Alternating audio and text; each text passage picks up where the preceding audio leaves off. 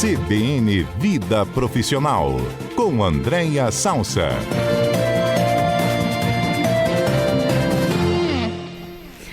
Muito bem, Andréia Salsa conosco nesta manhã para falar sobre algumas frases que a gente ouve no trabalho que parecem até inofensivas, mas será que elas são mesmo? Andréia, bom dia. Bom dia, Patrícia Valim, bom dia aos nossos ouvintes, aos colegas que estão aí no estúdio nesse sábado lindo. Pois é, hoje o tema é bem bom, hein? Já tá borbulhando lá nas minhas redes sociais, que eu botei uma caixinha para as pessoas colocarem lá as frases complementares, e a gente vai falar sobre isso aqui hoje, que é uma matéria que foi fonte de uma página no LinkedIn da Escola Britânica de Artes Criativas e Tecnologia. Eu trouxe aqui algumas frases que eles apresentaram lá, trouxe outras minhas da minha experiência e também trouxe alguns dos seguidores lá que já colocaram para a gente complementar aqui. Eu até lancei para os nossos ouvintes se eles já ouviram algumas dessas frases. Eu até citei aquela de, ninguém faz melhor isso que você. Você é o melhor em fazer tal coisa. Não, é rapidinho, não vai ocupar muito seu tempo, não. Então, olha, vocês ouvintes, se ouviram algumas dessas frases que eu falei e os exemplos que a Andréia vai dar, pode ir participando que a gente vai registrando aqui, né, Andréia?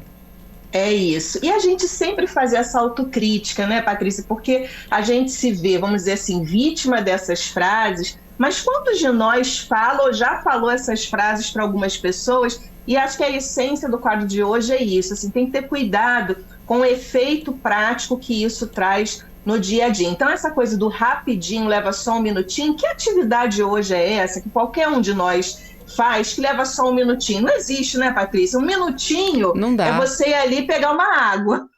Agora, qualquer outra coisa, não é só um minutinho. E dentro de uma fila de atividades que é enorme, então não tem problema nenhum a gente administrar imprevistos, a gente sabe, dependendo inclusive do segmento que a gente trabalha, a certeza que a gente tem é que naquele dia alguma coisa fora do script vai sair. Não tem problema nenhum. Agora, o que não dá é para a gente normalizar o acúmulo de funções sem ter uma recombinação das prioridades. Então, esse rapidinho, leva só um minutinho, às vezes ele pode cair com muita crueldade para quem está ouvindo. E esse que você falou também, que é um clássico, inclusive lá no meu Instagram colocaram esse também, que eu brinco que é um primo irmão do Você Faz Isso Melhor Que Todo Mundo, que é aquela... Patrícia, não sei se você já ouviu, mas na minha carreira eu já ouvi isso inúmeras vezes, que é aquele assim: vou te dar um desafio, porque você gosta de desafio e eu sei que você vai saber lidar. Minha gente, vamos parar com isso, que a gente não é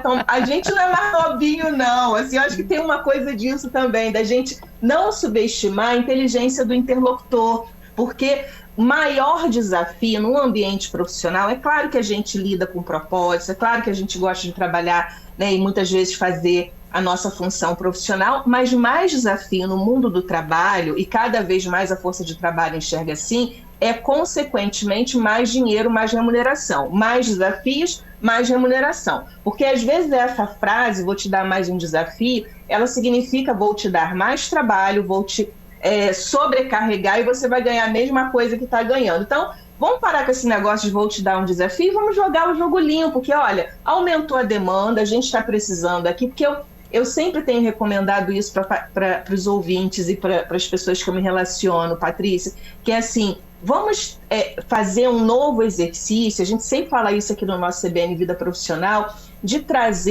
dar os nomes certos aos desafios que a gente recebe, né? Porque senão fica muito ruim, e de novo eu lembro daquela pesquisa maravilhosa do Felipe Nunes, se eu não me engano, que é o diretor da Quest, que inclusive deu uma palestra aí na Gazeta, dizendo que hoje um dos maiores desafios no Brasil é que a gente está desconfiando cada vez mais das relações interpessoais. E parece uma bobagem, mas essas frases malditas, né, malditas no sentido de fazerem mal, né, ou colocadas num momento que não é adequado e com uma interpretação diferente, elas muitas vezes estimulam essa desconfiança nas relações interpessoais, porque não está sendo dito o que realmente tem por trás, né? E aí tem outras aí que essa fonte dessa página no LinkedIn traz só para complementar. Aquela clássica também, que quando você está, né, já com a sua atividade organizada, e aí vem alguém, normalmente a liderança pede para fazer uma coisa e aí você pondera, né? Não, mas espera aí, eu estou fazendo isso aqui. Aí a pessoa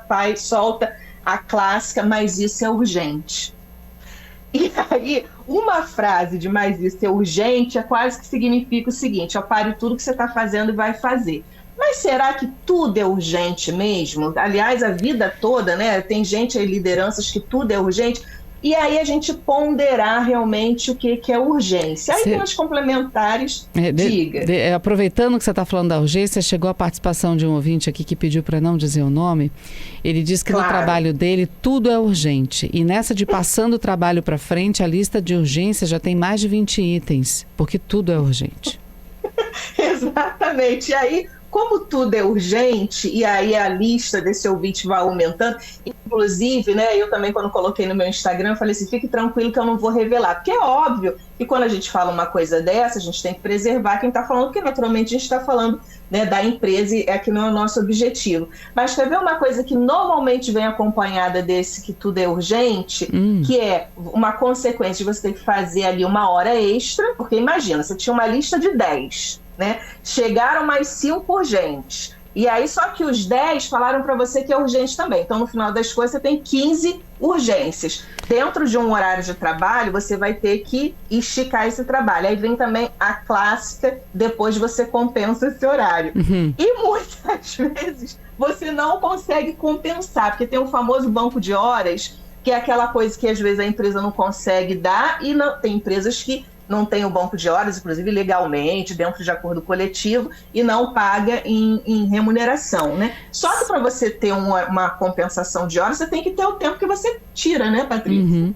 Sabe o que eu fico me perguntando quando eu ouço algumas pessoas falando sobre tudo ser urgente? Será que essa urgência não é por conta da falta de organização de quem mandou ser urgente?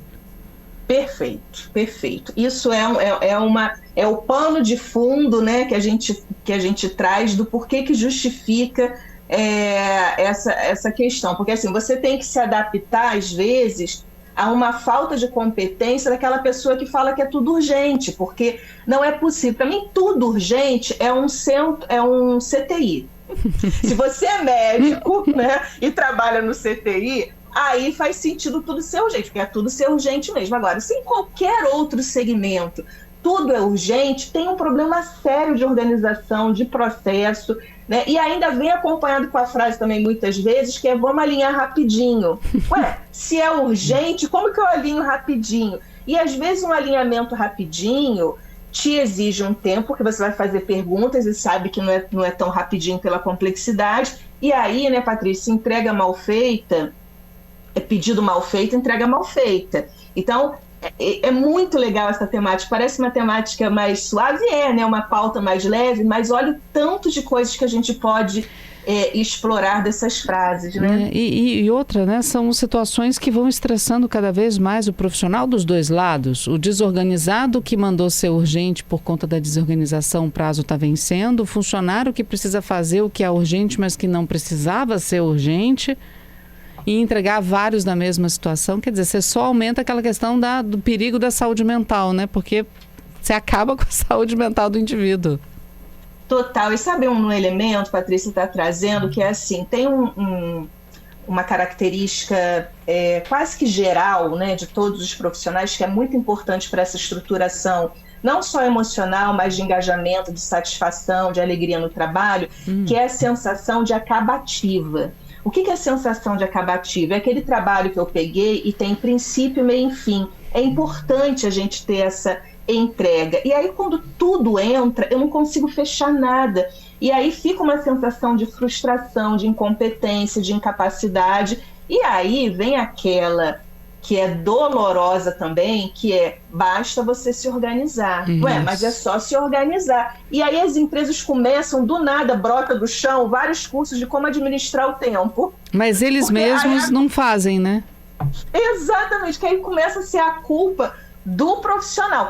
Não é que eu estou te dando muita demanda em excesso, é você que não está sabendo administrar o seu tempo. Às vezes até tá? Porque existem cursos sérios e métodos interessantes de organização. Mas, no geral, a gente precisa fazer essa autocrítica, porque a consequência no final, é isso que você está falando, não só porque a gente perde, né, a produtividade de uma forma geral, porque eu não consigo entregar nada e tudo muito no meio do caminho, quanto a saúde do trabalhador, né? A gente aí em meios de NR1, que daqui a pouquinho vai sair aí, pelo que entendi, vai ser em maio, que é essa política, né, essa prática aí de cuidado emocional com a força de trabalho.